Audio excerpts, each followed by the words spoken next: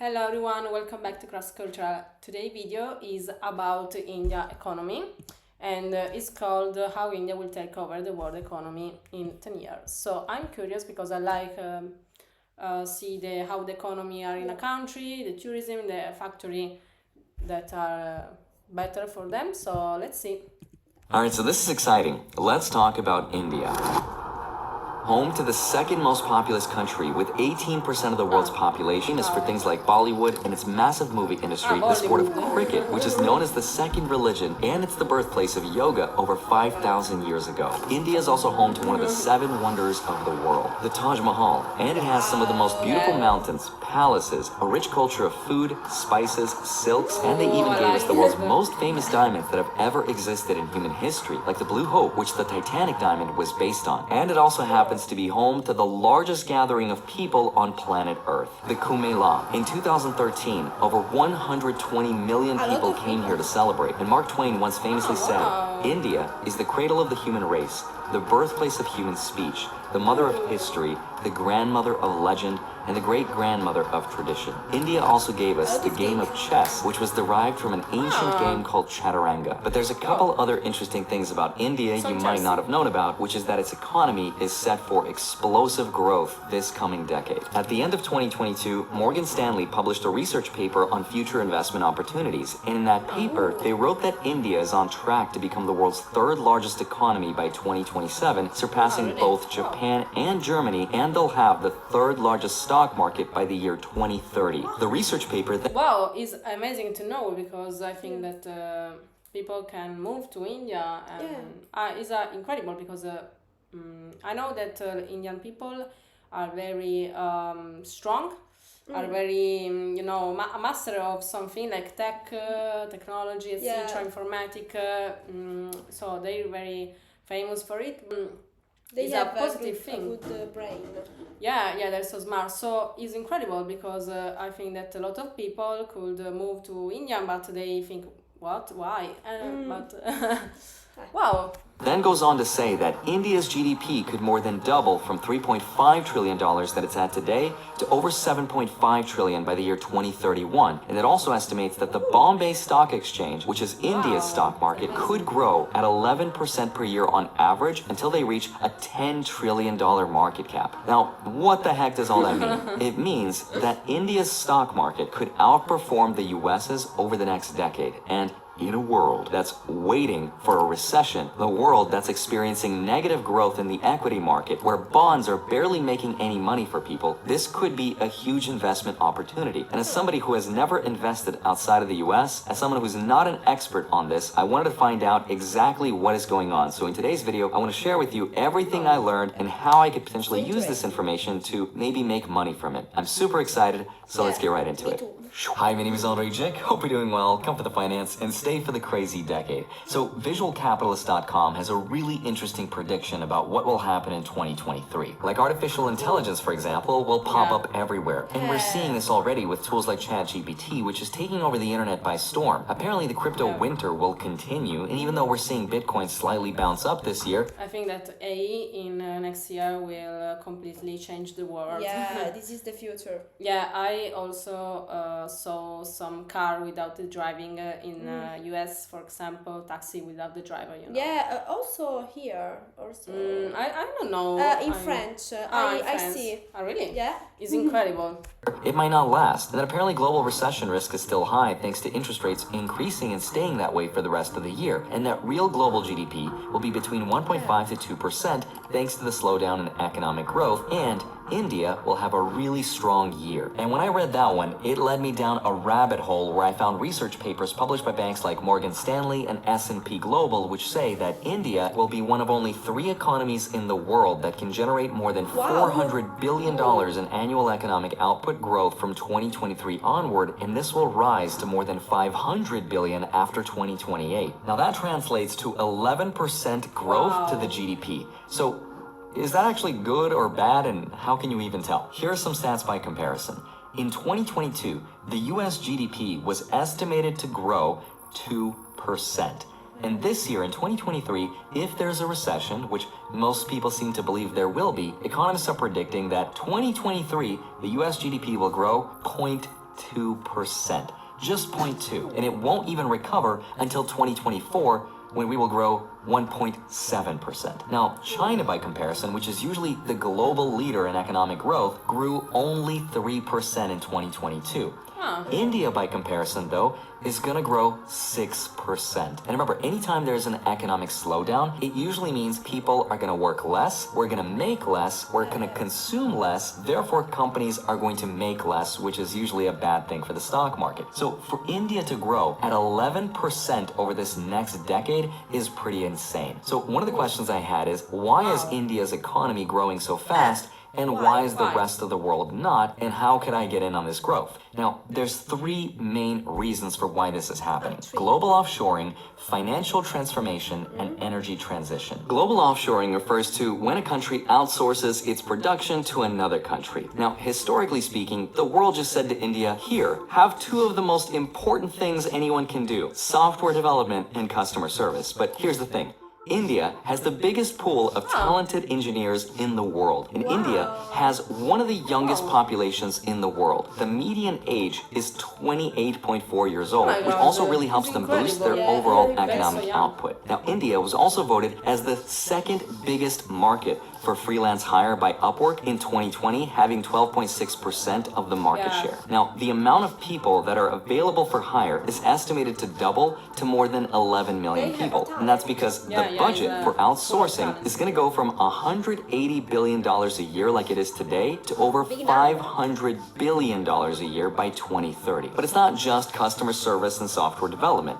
They're also building factories, which is why India's manufacturing is set to increase to 21% of their GDP by the year 2031. Now, the second reason why India is set to crush this next decade is going to blow your mind. It's because of their digital transformation. In 2009, India came up with a program called Aadhaar. This was a biometric authentication system. So by scanning a fingerprint, a retinal scan, or a facial ID scan, it made it easier for people to access programs like Social Security, to pay taxes, for banking, healthcare, and shopping. And because this I didn't know this this program. Program is now part of something called India Stack, which is a decentralized a lot easier for people and businesses to apply for credit and loans a lot cheaper and a lot more efficiently than ever before. Now, this was an extremely controversial program when it came out, but a 2018 report found that customers actually got better prices and they waited less in line for their food. If a store owner, for example, tried to scam their customers by weighing their rice bags down with hidden pebbles and stones, people actually have the ability to downvote those stores because the government has the ability to shut down underperforming stores. This incentivizes India to build better businesses. Now, this system, as good as it sounds, may or may not work in the US for privacy and data collection reasons, but the point is India has a lot more people and they need to be digitized and brought in and onboarded much faster, which is why the US is much more privileged in this regard. But the point is India is coming up with some super innovative solutions that is helping supercharge their economic growth. And speaking of financial growth, the amount of households making $35,000 a year will go up from 5.6 million households to over 25 million households by the year 2031. And more income means more spending, which means in theory, India's stock market should go up. Now, the third biggest reason why India is set to crush this next decade is because of the energy transformation. It's estimated that at least 2/3 of India's energy consumption will come from renewable energy sources. As the world transitions from fossil fuels to renewables, India should see massive amounts of investment opportunities and innovations in this field, which will help them become much more efficient, productive, and of course, increase their income and overall economic output. At this point in time, it's pretty much unanimous, and all economists agree that India is set to crush and do really, really well this next coming decade. My question, though, is, knowing all of this information, is it possible for us to invest our money in a way that invests into this bright future so we can make a slightly higher return? I did not know the answer to this question when I first started making this video, but here's what I learned. So here's the best way to invest into India's crazy growth over the next decade. The secret is to buy India's, and that's how you make money really fast. What happened? What happened? That's how you become rich. Did my audio cut out? In all seriousness, some stocks in India are going to 10x. Some of them will 100x. But finding that one stock is almost impossible. So rather than trying to look for a needle in a haystack, it might be better to consider what are called ETFs, exchange traded funds, which are bundles of stocks that look for a certain set of criteria. For example, the emerging market. And here are just some of the more popular ETF options people like to invest in to get exposure to India's stock market. But trying to find that one stock that's going to 100x your money and make you rich is not a skill that I have. I'm not an expert, and because I have nothing to sell you, I'm just going to say I don't know which one it's going to be. But before we should know to think what kind of investment to do with India in India, you know. I want to invest. you walk away and before you get disappointed, check this out. This is about to blow your mind. According to Barron's, if you had invested $1 million into the US stock market in December of 1992, today you would have roughly $9.2 million. It's a ton of money. But if you had taken that same $1 million and put it into China's stock market, that money today would be worth $600,000. Not $1 million, $1,000. And if you had taken that same $1 million and put it into India's stock market, today you would have $8.2 million. So still a lot of money, but not as good as the US. The US stock market could still do better over the next 10 years, despite the fact that India might have a higher growing GDP. How does that even work, right? This is because the GDP is not a direct correlation to how well the stock market does. In 2008, for example, the S&P 500, the stock market, lost 40%.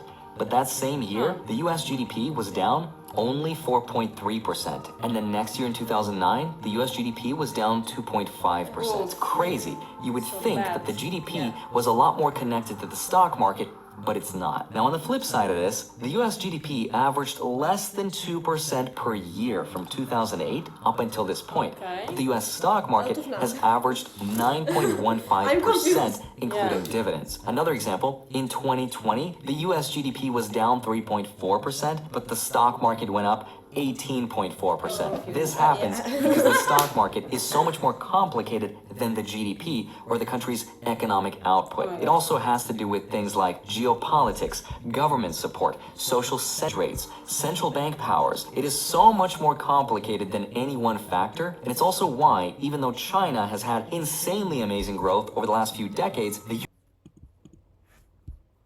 it still did better. Now, because I don't know enough about world economics, I'm not going to invest my money into the success of another country because I don't know how that will translate to my own investment success over the long term, so I'm going to stick to what I know. And what I know is that the US stock market, which refers to this stock right here, VOO, has averaged between 7 to 9% per year, which is an incredible return, and I'm happy with that because it means I get to double my money roughly every 10 years. And I also noticed that every time I try to time the market or go outside of what I understand is usually when I end up losing money. Now, I can't give you financial advice because I'm not an expert, but I can tell you to smash the like button and subscribe for more fun videos like this one. As always, have a wonderful rest of your day. Smash the like button. Oh, okay. It's interesting. Yeah. Wow. It's a difficult topic. Yeah, I don't really like economy, maths. At the school, I has 4 in math, economy. So yeah, I'm bad to be honest. But what I know, what we learned today, that economy in India will grow up.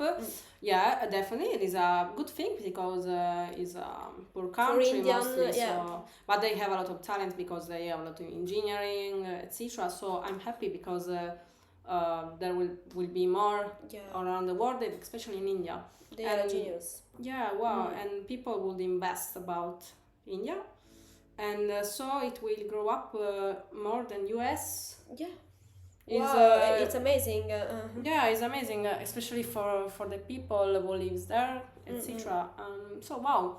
It's incredible. Maybe in 10 years everybody will move up in India. Yeah, maybe. Yeah, maybe we'll end up like this. We don't know. But actually, yeah, I know that India is one of the most countries who invest in AE, for example. I know that also Arab Emirates, you know, Dubai, etc. Okay. And maybe another country. But yeah, are the two one of the two who invest? Yeah, well, also in the school for the school AE, etc. Yeah. Wow. Yeah. So wow, is incredible. I think that for who is interested in finance, in math and economy, should be interesting since people should invest now until it's too late. Yeah, amazing. So wow, he was also a nice explainer. Yeah. He's so detailed. I like the guy who explained. Yeah. Wow. So He is not an expert, but I thought he was an expert. yeah, he always so I'm not an expert, etc. But then since I think that he studied economy and finance. Okay. Thank you, and please subscribe and enjoy the video. Goodbye. Comment and please let us know what you think. Bye.